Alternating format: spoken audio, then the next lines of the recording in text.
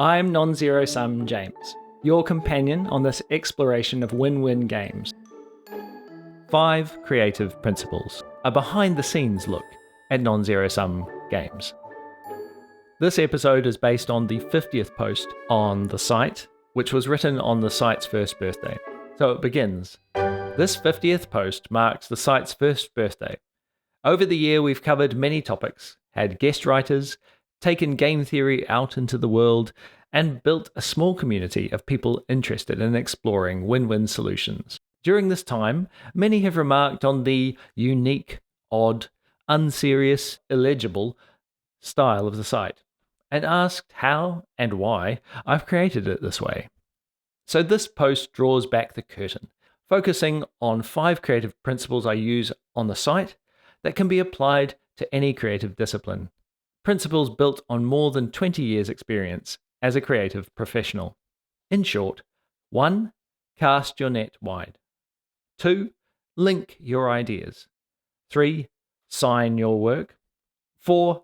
Interrogate. 5. Iterate. Plus 1 bonus tip at the end. But before we get to them, how is a post about generating posts for the site relevant to the site itself? Ideas are non-zero sum. As we Earthlings develop, ever more opportunities arise to combine elements to create wonders that are greater than the sum of their parts. This is no more true than in our own minds. Ideas are accumulative and evolutionary, selected, combined, and improved, with deleterious ideas replaced by fitter ones, ideally.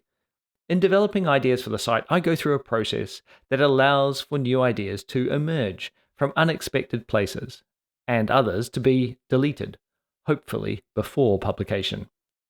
So, on the post itself, I have a nice little flow diagram. I'll just run through this diagram quickly, but you can check it out on the post to get a better feel for it. So I begin by reading widely. I link notes.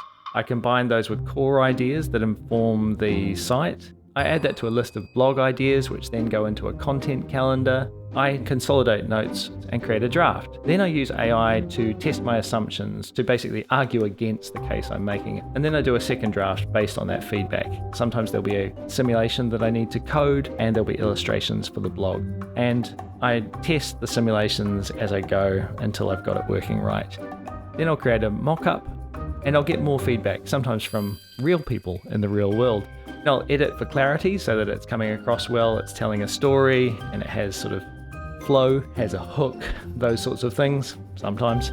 I format everything with HTML. I use AI to do this because it's not really a creative aspect that I'm interested in being involved in. And then I'll publish out into the world.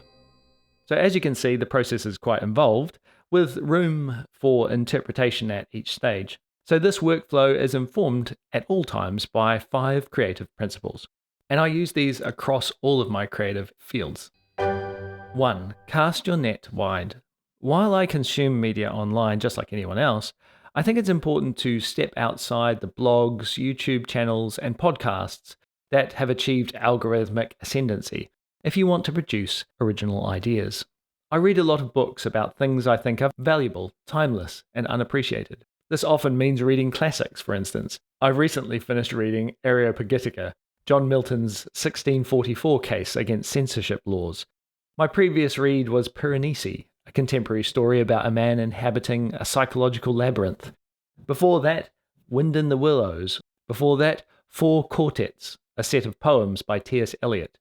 And Fall of the Aztecs. You can expect references to these texts in future posts. Reading in this way allows for connections to occur with ideas that are in the zeitgeist and with central ideas I'm developing, particularly when coupled with linked note-taking, which brings us to the next stage. 2. Take linked notes. Personal knowledge management systems, or PKMs, have become a craze lately, no doubt in response to the information fire hose we face online. We need a way to process an amount of information for which our brains are not equipped. Obsidian. My creative process centers around the linked note-taking app, Obsidian, or as my family like to call it, Obsession, because I'm always using it. For those who haven't experienced this form of note taking, imagine your own personal Wikipedia with links to other notes made by putting double brackets around them. Obsidian has an active community creating plugins and providing highly detailed guides for harnessing the full potential of linking your thinking, but mine is pretty vanilla. I link notes, that's about it.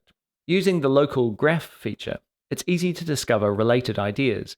Even when a link was initially tangential, they can reveal unique insights. In this way, linked note-taking is less about storing ideas and more about generating them. 3. Sign your work. Every artist needs a signature, an angle, a recognizable style. Now, I'm not an academic. I have zero authority on any topic the blog covers, so I've designed the site with the following phrase in mind. These are just ideas. From a random human, don't reference me. This provides the freedom to develop a unified, playful aesthetic without worrying that it won't be taken seriously, because it's not meant to be taken too seriously. I want people to feel free to discuss and question the ideas, to speculate and elaborate, bringing their own unique perspective. This approach doesn't just apply to aesthetics. The content also needs to feel unified. For many who thrive on novelty, reading widely can feel very natural, but this can become a liability when focus is required. If people wanted something random every day, the online world could serve that up without you. I've found having a consistent offering is important. This site's focus is on non-zero-sum games and how to best understand them in the real world to create a brighter future. That's the lens each post uses to explore a different issue each week. Topics for the blog arise when unique insights from reading widely and linked notes collide with the site's focus. For instance, when I was making a film about artificial intelligence, I discovered a consensus around a zero-sum problem, the assumption that individual interests must always be at the expense of the collective. This was an issue I hadn't seen explored, and it became the concept behind the alignment problem no one is talking about. A blog idea becomes a note with links to relevant notes. I store that in a blog ideas note, and when I'm ready to develop it, I schedule it in a content calendar note. It's notes all the way down. 4. Interrogate. Once I've selected a blog idea and drafted a post, I interrogate the claims, checking for scientific studies to confirm or negate them, and finding case studies. For instance, in Are You a Crab in a Bucket?, I used the Hillsborough disaster as a real-world analogy. In the Emergence series, I discovered my original concept was missing an important ingredient, dissipative structures. Other times I'll find that my assumptions are just plain incorrect, in which case I'll have to fabricate evidence, bribe scientists or blackmail administrators in order to maintain my original position. Or if that's too much effort, I'll just ditch the idea. Once I have a second draft down, I'll make a list of illustrations and interactive elements. Then is the fun stuff. As well as the unserious font and colourful background, I draw cartoon critters that are thematically related to the post. These are drawn using an Apple Pencil with an iPad Pro on a homemade drawing board. You can see a picture of this in the post itself. In Procreate, I use a long page, 1,000 pixels wide, times 3,000 pixels high, space enough to fit all the drawings for a post. And then I draw layers. A layer of black lines, a layer of white areas, a layer of shadows, and a layer of colors. I then open the page in Photoshop, clear the background, and crop each illustration, maintaining a uniform width, and then export as a PNG file to maintain the background transparency. The Sims. I also love coding and often use simulations to illustrate systems. Here I must shout out to the incredible Nikki Case, who has inspired both the tone of the site and use of interactive elements, though Nikki is a far superior coder. When I first saw Nikki's site, I felt a very particular sort of panic that only occurs when you see someone doing something you didn't realize you've always wanted to do, while also being in reverent fear of how well they are doing it already. Needless to say, it was a motivator to put pen to proverbial paper. 5. Iterate. I illustrate early and use them to break up the text visually. Doing this helps me to make edits to the text for clarity, for a cleaner aesthetic, or to cut text entirely and let the illustration do the work. Writing is thinking. To write well is to think clearly. That's why it's so hard. Double Pulitzer Prize winner David McCullough. But so is drawing, so is outlining, so is coding, so is formatting. Each stage provides a new lens to see the work more clearly. So I iterate throughout the process, throughout my outline, draft, testing, illustration, coding, and publishing. I'm changing the content each time. Feedback. As a documentary editor of 20 years, I'm used to taking feedback. My job is essentially to do something wrong over and over, each time making changes based on director feedback, until it is no longer wrong, at which point it is finished. The only wisdom we can hope to acquire is the wisdom of humility. Humility is endless. T.S. Eliot. I told you were going to see references. I'll often seek feedback from a friend or family member. I'll even make changes based on feedback after publication. Do I use ChatGPT? I don't use Chat to write content, but I do use it for ongoing feedback, to find poorly clarified or unsupported points. Also, once I've finished editing, I'll give Chat an HTML template of a previous post along with the new content and patiently cajole it to format the content according to the model. And now for the bonus tip. Repeat, over and over again. The real artist ships. Steve Jobs. Apparently not Pablo Picasso, who I originally thought it was. The most basic creative advice, which is so easy to forget, is to simply do the work and then do the work all over again. In The Drawing Advice That Changed My Life, Campbell Walker, aka Struthless, tells the story of his mentor critiquing his approach to creativity, starting a million projects but never finishing.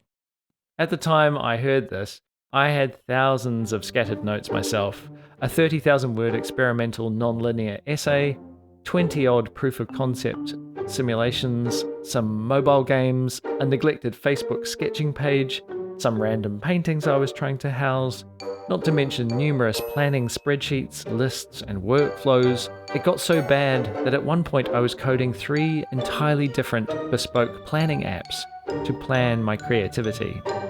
Walker's mentor could have easily been addressing me. The advice was simple. Draw the same thing every single day. Setting a requirement to produce a blog each week has been the keystone to building the site. It has brought everything into focus. And I encourage you, whatever your version of drawing the same thing every day is, try doing it for 6 months. It might change your life. It did for me. So, creating work regularly requires making a choice and sticking to it. But I find the principles detailed here can contribute greatly to generating the consistent and coherent stream of content necessary to achieve that. Reading widely brings originality. Linking notes transforms information into concepts. Combining those concepts with your own personal focus makes your work unique and recognizable. Interrogating your work keeps you honest and trustworthy. And constant iteration at each stage enables the essence of the work to reveal itself. I hope this post has helped give an idea of what goes into a seemingly simple post, and has provided some useful ideas for your own creative endeavors. Feel free to link to whatever you're working on in the comments, and share your own creative insights.